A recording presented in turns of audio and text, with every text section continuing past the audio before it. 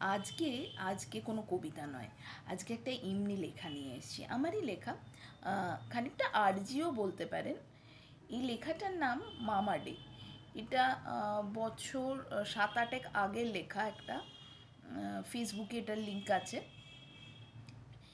তো এই লেখাটা লেখার আগে আমার মনে হয়েছিল এত কিছু দিন হয়, শুধু মামাদের জন্য কেন একটা দিন হয় না। সেই কথা ভেবে এই লেখাটা তখন লিখেছিলাম। আজকে আপনাদের সবার সঙ্গে ভাগ করে নিচ্ছি। একটা মামা ডে হয় না কেন? মানে father's day, mother's day, brothers day, friendship day, lovers day আছে।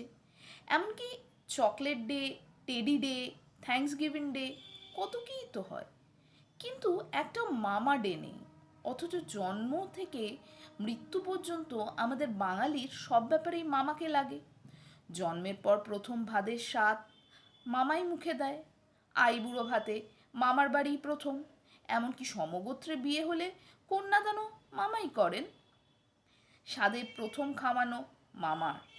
এমনকি নিজের বাড়িতে কেউ মারা গেলে ঘাটের নতুন কাপড়ও দেয় মামা।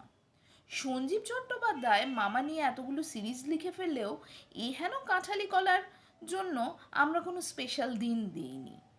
কি অন্যায় কথা। এ তো গেল জেনারেল স্টেটমেন্ট। এবার আমি আর আমার মামার কথা বলি। সৃষ্টিকর্তা সম্পূর্ণ ভিন্ন ধাতু দিয়ে তৈরি করেছেন আমাকে আর আমার মামাকে। মামা উত্তর বললে আমি বলি দক্ষিণ, মামা সমুদ্র বললে আমি বলবোই পাহাড়, মামা কেক বললে আমি বলবো পায়েস, মামা পিঠে বললে আমি বলবো পিৎজা, মামা ইমেলে তো আমার হাতে লেখা চিঠি। মোদ্দা কথা হলো, রাগ ছাড়া কোনো কিছুতেই মিল নেই।